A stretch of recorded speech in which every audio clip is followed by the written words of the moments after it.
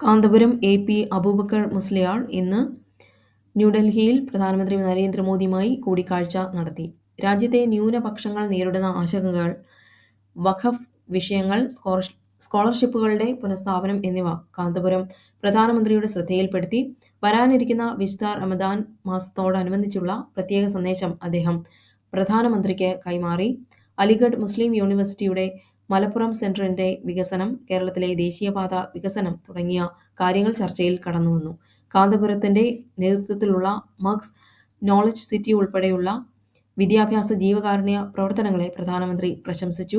ഈ കൂടിക്കാഴ്ചയിൽ രാഷ്ട്രീയ വിഷയങ്ങളോ തിരഞ്ഞെടുപ്പ് കാര്യങ്ങളോ ചർച്ച ചെയ്തിട്ടില്ലെന്ന് കൂടിക്കാഴ്ചയ്ക്ക് ശേഷം കാന്തപുരം മാധ്യമങ്ങളോട് വ്യക്തമാക്കി.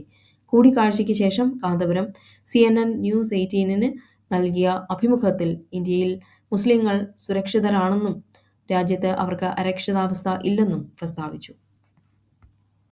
തമിഴ്നാട്ടിൽ താമസിക്കുന്ന ശ്രീലങ്കൻ തമിഴ് അഭയാർത്ഥികൾക്ക് ഇന്ത്യൻ പൗരത്വം നൽകുന്നതിനായി അടിയന്തര നടപടികൾ സ്വീകരിക്കണമെന്ന് ആവശ്യപ്പെട്ട് തമിഴ്നാട് മുഖ്യമന്ത്രി M.K. സ്റ്റാലിൻ പ്രധാനമന്ത്രി നരേന്ദ്രമോദിക്ക് 2026 ഫെബ്രുവരി 15-ന് കത്തയച്ചു.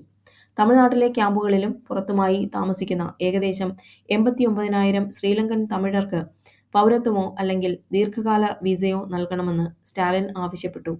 പൗരത്വത്തിനായുള്ള അപേക്ഷകൾ പരിഗണിക്കുമ്പോൾ പാസ്പോർട്ട്, വിസ തുടങ്ങിയ രേഖകൾ ഹാജരാക്കുന്നതിൽ ഇളവ് നൽകണമെന്നും സംസ്ഥാന സർക്കാർ നൽകിയ തിരിച്ചറിയൽ രേഖകൾ ഇതിനായി പരിഗണിക്കണമെന്നും അദ്ദേഹം അഭ്യർത്ഥിച്ചു. അനധികൃത കുടിയേറ്റക്കാർ എന്ന വിശേഷണം ഒഴിവാക്കുക.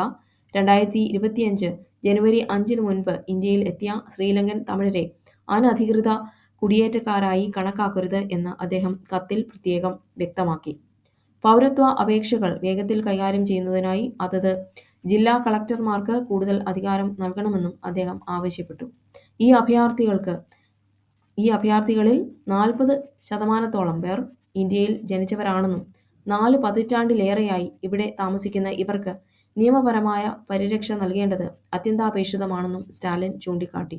ഈ വിഷയം ചർച്ച ചെയ്യുന്നതിനായി സംസ്ഥാന സർക്കാർ രൂപീകരിച്ച പ്രത്യേക ഉപദേശക സമിതിയുടെ റിപ്പോർട്ടിന്റെ അടിസ്ഥാനത്തിലാണ് മുഖ്യമന്ത്രി ഈ കത്തെഴുതിയത്. തമിഴ്നാട്ടിലെ നിയമസഭാ തിരഞ്ഞെടുപ്പിന് മുന്നോടിയായാണ് ഈ നീക്കം എന്നതും ശ്രദ്ധേയമാണ്.